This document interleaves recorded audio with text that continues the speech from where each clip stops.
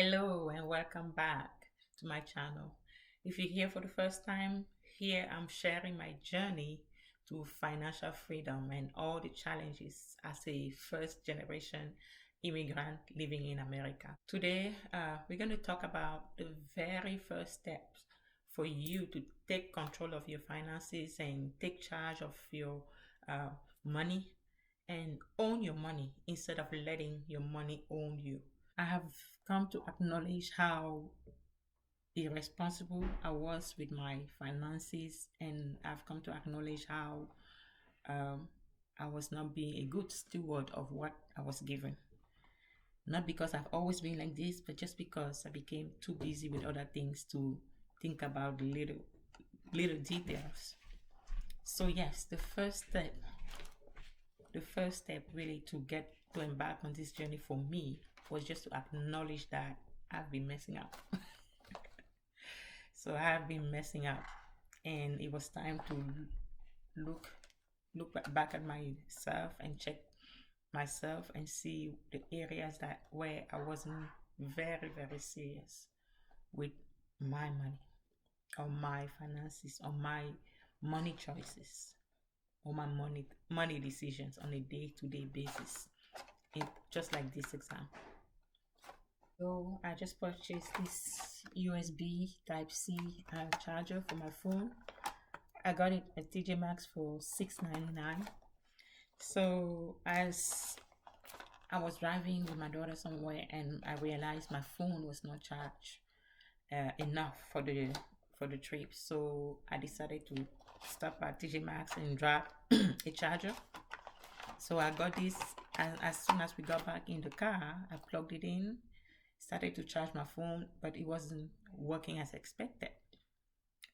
So the old Judith will have taken this charger and toss it away somewhere in the house and never worry about that again, because anyway, it cost me what, $6.99. Yeah, so I would have just left it somewhere and not even bother to just return it or do something with it.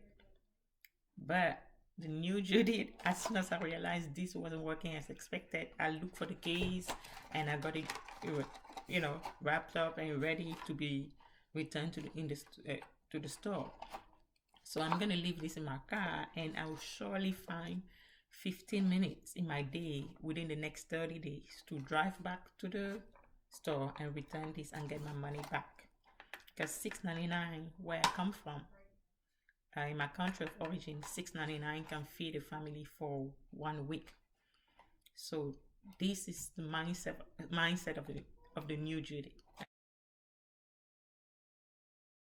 I was watching one of the bigger pockets video on YouTube, and it was this couple. They were talking about, the lady mentioned, oh, she started using personal capital to have a good picture of her finances because she would forget about some of her accounts.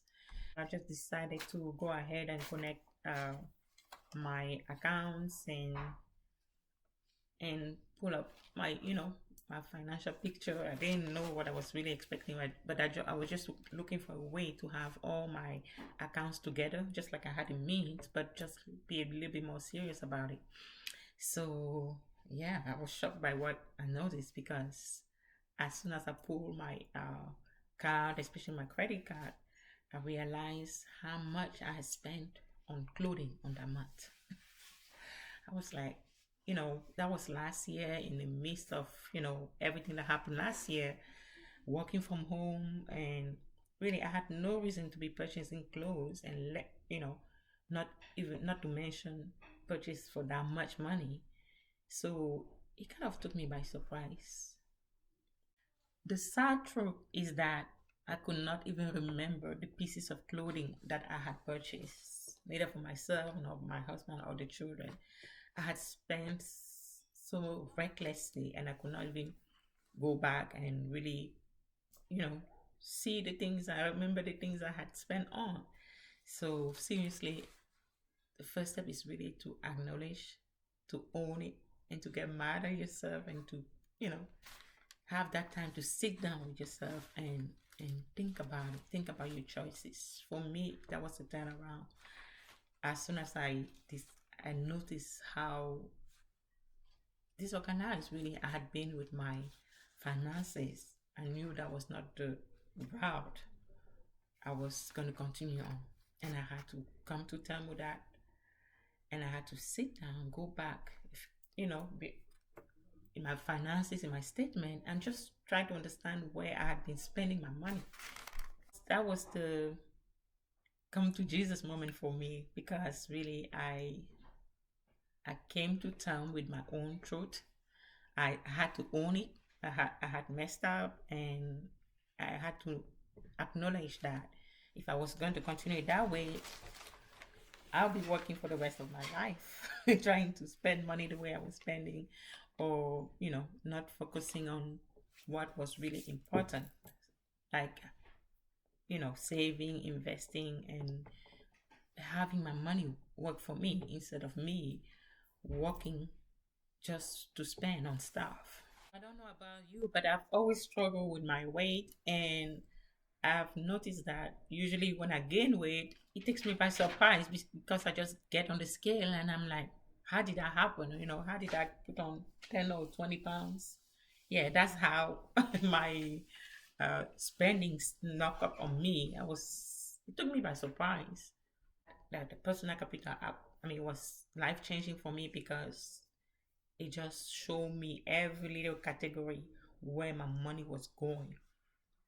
It was unbelievable. I was so mad at myself. I was so really disgusted because I knew better, right?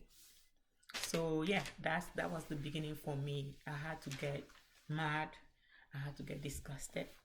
I had to decide to be more uh, intentional about where I was going to spend my money.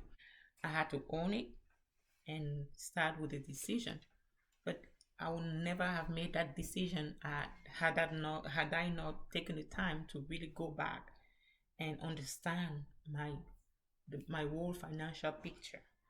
So really, that was the first step. That was the eye opener for me, and that's where I had to start to really begin planning for this journey.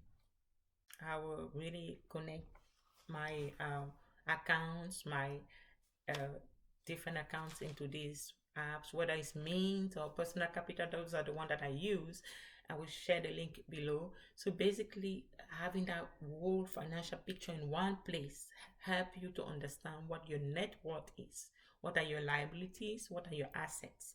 So now you can see when in the budgeting tab, you can actually see where your money went, how much you spent last month with this much that came in, how much do you have left at the end of the month.